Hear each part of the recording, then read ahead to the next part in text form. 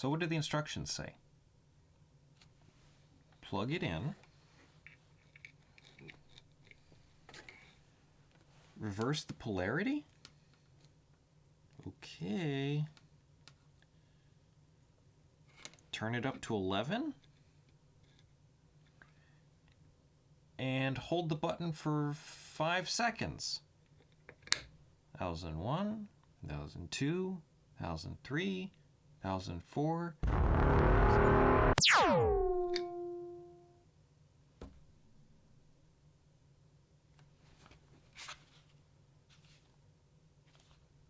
You're kidding me.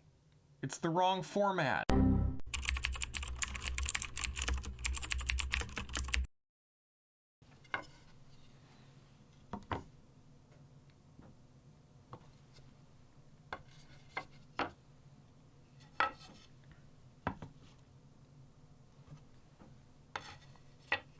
Somehow this decision never gets any easier. I find myself with 4 fretboards that all could equally go on this guitar, and yet I am not sure which one I want to use. I almost envy machinists at this point. You get to pick materials based on structural considerations and numbers, not aesthetic considerations and intangibles.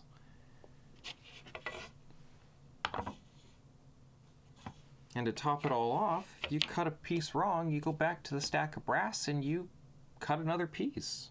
Brass is brass. I cut this piece wrong and there's not another one like it. It doesn't come back.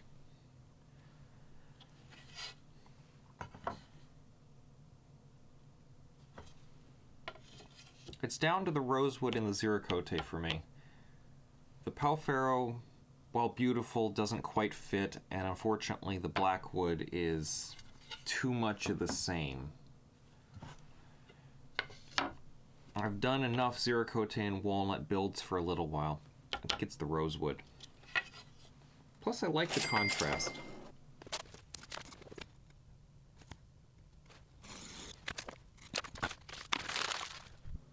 So we got the fretboard, we've got the template.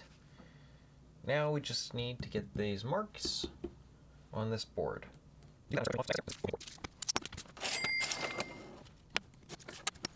I've done a lot of different methods for marking out fret slots. You know, CNC, ruler, and even the template guides that you can buy. This is new to me, using the paper guide. So we'll see how this comes out. I figured this is probably the most accessible method for most out there. Now, one of the things I should note is the ruler stop is not a square. I'm only using it to make the ruler less of a object to chase.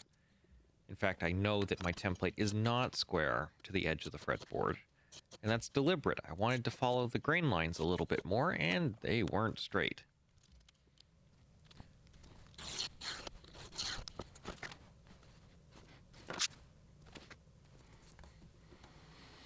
One other little thing. Don't stick your fingers over the edge of the ruler. I've nipped some fingertips before doing that. Trust me, it's not fun. These are scalpel blades after all. So that one piece of masking tape is now turned into about 100 that I have to peel off of here. Could be worse. I could have used a glue stick instead. Now, picking a fret slotting saw is the most challenging part of this whole thing. The closest I have found is these Gyokucho, or I think that's how you pronounce it, razor saws. But they measure out at just about 0.5 of a millimeter. I don't know if you can see that or not.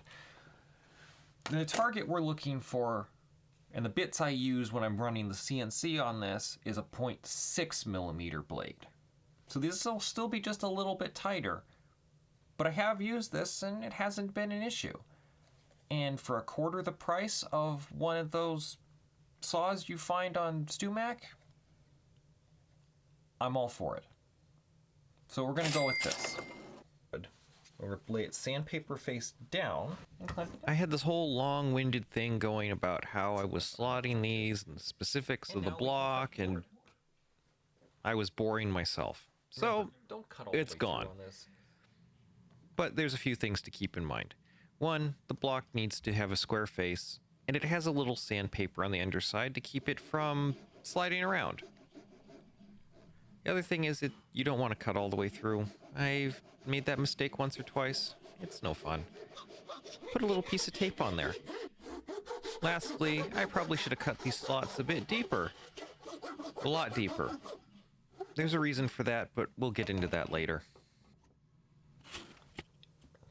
So that's our fret slots all cut out, 1 to 22. And we have trace lines for the outside, which means we're just about ready to cut the taper in this. So to make sure that I can see what I'm doing, I'm going to lay out 2 strips of masking tape and then cut them back to where I need to remove the fretboard. That way I can clearly see my cut line. What past me isn't telling you here is that when I did the original paper template, it's a full width fretboard. But to do binding, you have to remove that extra width. So that's the correction I'm making here. If you know that you're going to go in and do binding to begin with, make that into the original template. So I'm only going to remove 2.5 millimeters per side, and then I will do very final trimming with a hand plane before I glue everything up. The binding's actually closer to 3 millimeters. But if I cut all the way down, then I can't hand plane it. Now, the other things I want to do is I want to change the taper of this very slightly.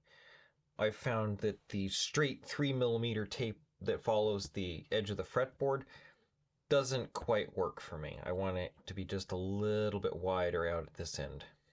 Fact is, strings are easier to bend higher up the frets. And I do tend to think that that translates to falling off the edge a little bit easier too. And then try not to wander off edge like that. I do that all the time.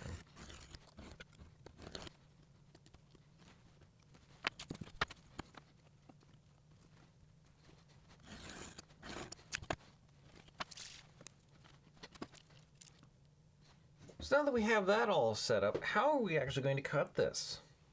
That one straight edge is really coming in handy. So yeah, it's router and flush trim time. Although, to be honest, I thought I could get away with just doing a single pass with the router. I have no idea why I thought that would be a good idea. You know, sometimes you just do dumb things.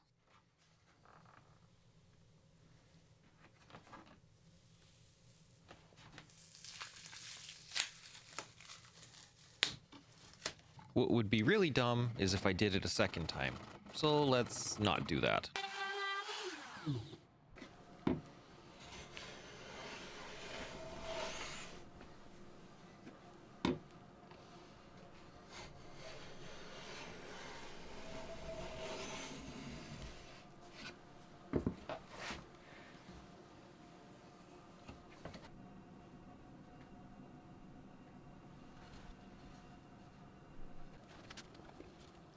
Forget what's going on the bench.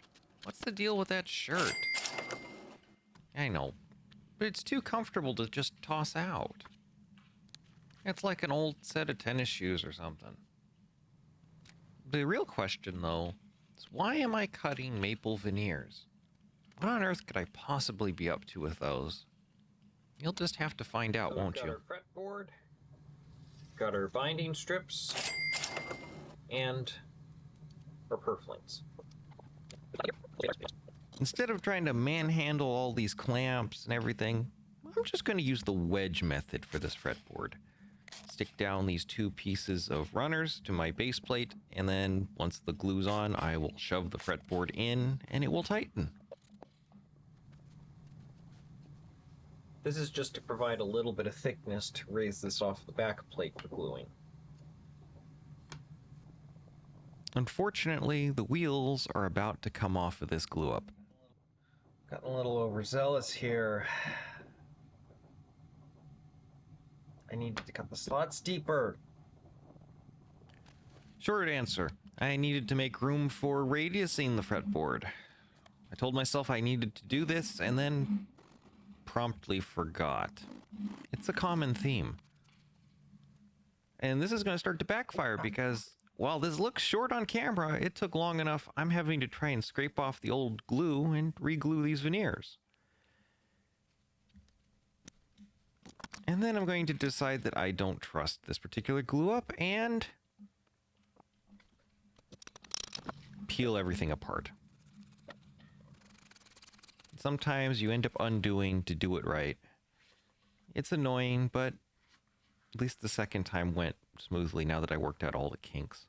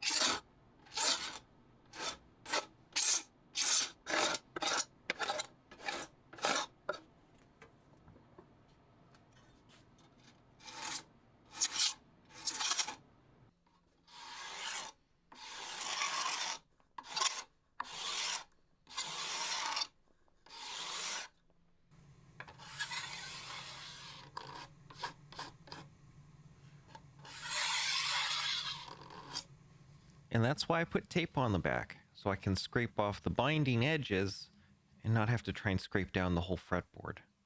Now we just gotta trim off some excess. Which means we're right at the point where we're going to put the truss rod in and glue this up. Except I was originally going to use this truss rod, a no-name brand. I've used this in the past and they've been fine, but this batch is just not inspiring the confidence. So I had to wait for a replacement to come in. This one's a Hosco. You can find them the world over. Catch is, it's a little bit longer and a little bit thicker. The tricky bit is to know where the high spots are that need to be knocked down. To help find them, I'm going to use some nail polish. Who needs marking glue when you got this stuff? Cut, recut, cut again, cut some more. What can I say? Even us experts run into problems every now and again. But now we're just about ready. I'm going to center up this fretboard on here, drop in some locating marks, and get to gluing.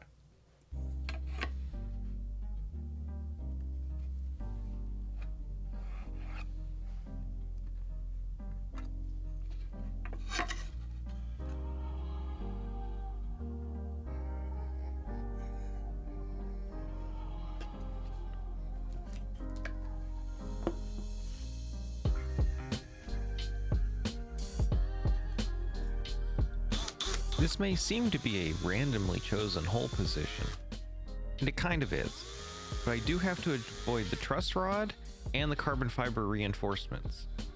I'll put the other one in under the nut because it gets cut away anyways.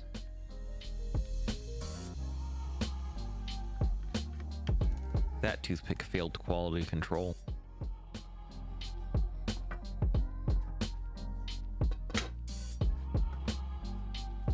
Let's not repeat that mistake with tapering the fretboard again. Now I'm going to rough out the neck now that I have the fretboard located to give myself, well, where not to cut.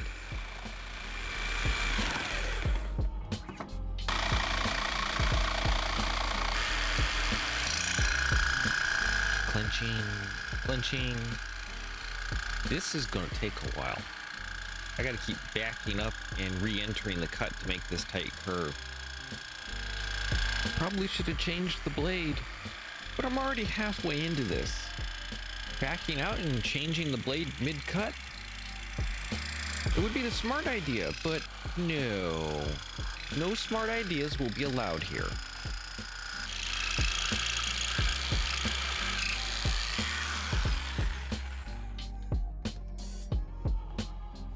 There's a load of schools of thought for this. I'm on the, if you cut the truss rod slot well enough, you don't need any dampers. In fact, I wouldn't want to put them in. But the multiple recuts trying to repair for the new truss rod has left this one a bit sloppy.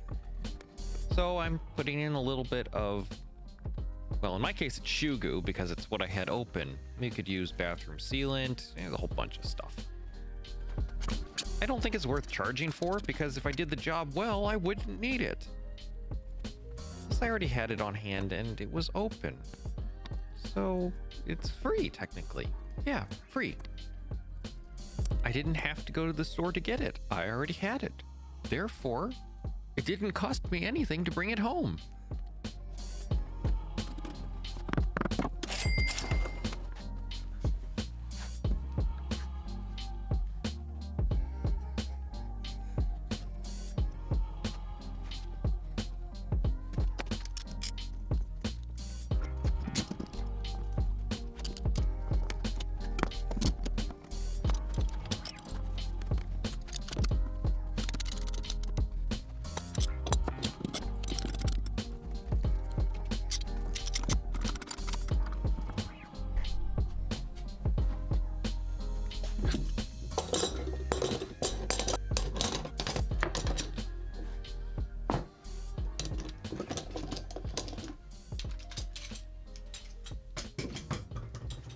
And this is the other reason I didn't pre-radius my fretboard, because I want to use the fretboard as the template to cut the neck to.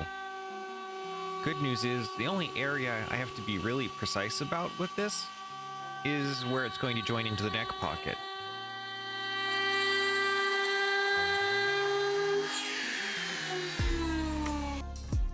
Speaking of the neck pocket, I need to do a little bit of cutaway here.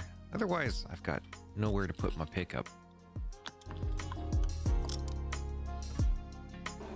First, where the neck will end, and then where the fretboard will end. Hog it away to partial depth. Then masking tape and super glue on some risers for work holding, and we'll finish the routing off. I really wish I could replace the router noise with something else.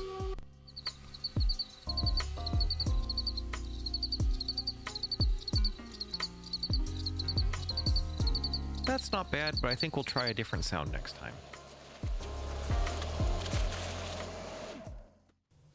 Well, there we go. One neck blank trimmed up. We've still got a lot of work to do, obviously. But I think we're just about ready to start putting in the neck pocket. Bring this back into the picture. But that's going to have to wait for next episode.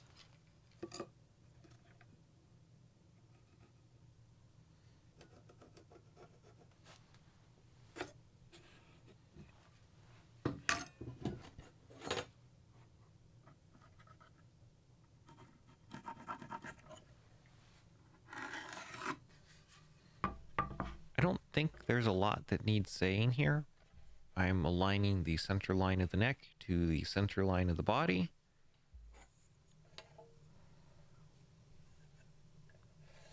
I will measure out these two lines to double check my centering. Though I find it easier if you use a pair of these runners and we'll measure from the center line over to the runner.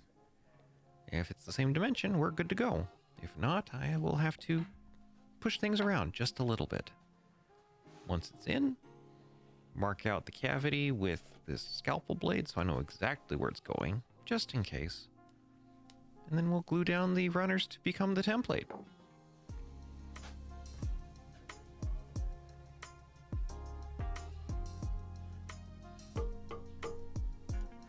Or I thought I would, but I want that runner further out so I can do the whole neck pocket. So I need to move the clamp.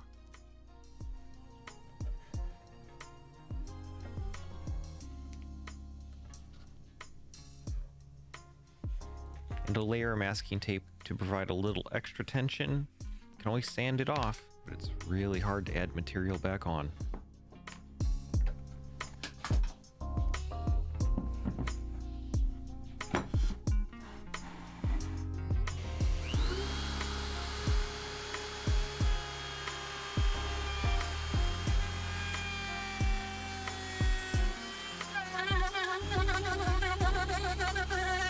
Remember what I was saying about the masking tape? Well, the router peeled most of it up. Thankfully, it left a strip at the top where it really mattered.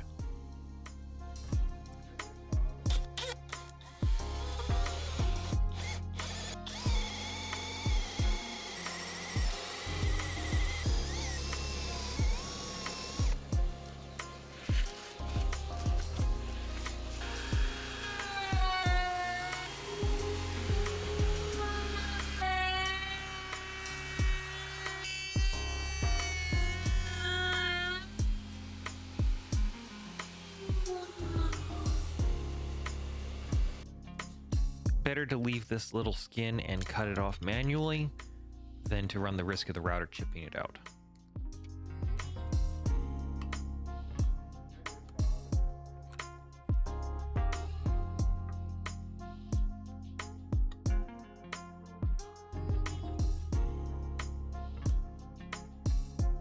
Okay, why is it not fitting? Oh, right.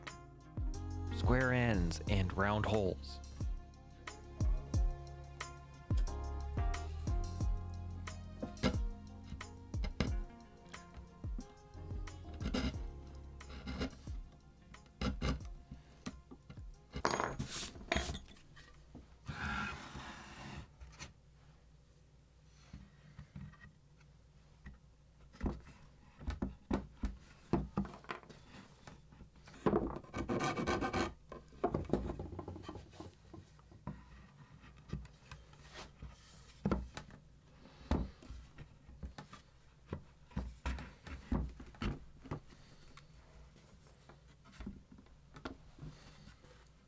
Well, that's probably the second scariest process in making a guitar done and dusted.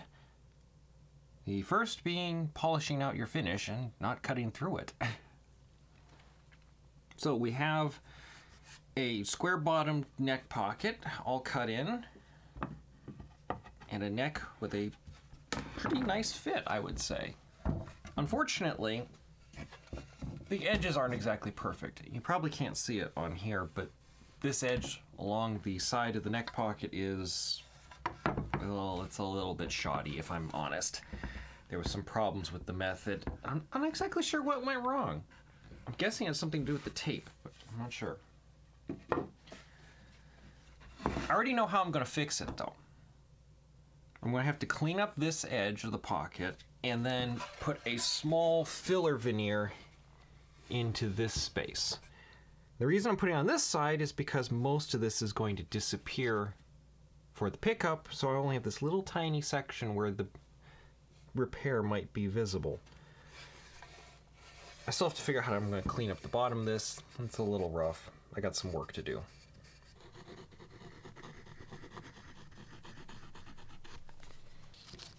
Better lucky than good. And it turns out I got really lucky. This sanding block, well, it was originally one of the runners. So now I'm just gluing a piece of sandpaper to it so I can clean up that edge of the pocket. Although it looks like I wasn't fully lucky because it's not quite tall enough. So let's just use this scrap of offcut here. And we'll use that to fill the bottom just enough that I can get the sanding block up higher. Because I really only care about the top side, I'll use the router to clean up deeper.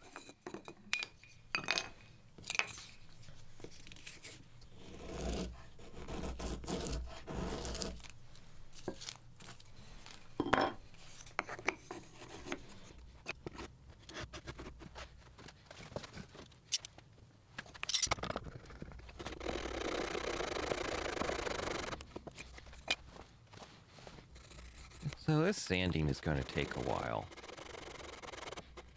And sometimes you just end up with an awkward cut. We're not going to finish this process in this episode. There's just so much material, I couldn't fit it all in one, unless you wanted to be here for the next... Well, we won't get into that. So I'll just say thanks for watching, and I hope to see you on the next one. Really? How am I supposed to do anything with you here?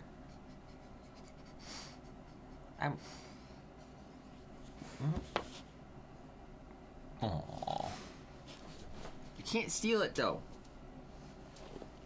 I'm sorry, but these are not chew toys.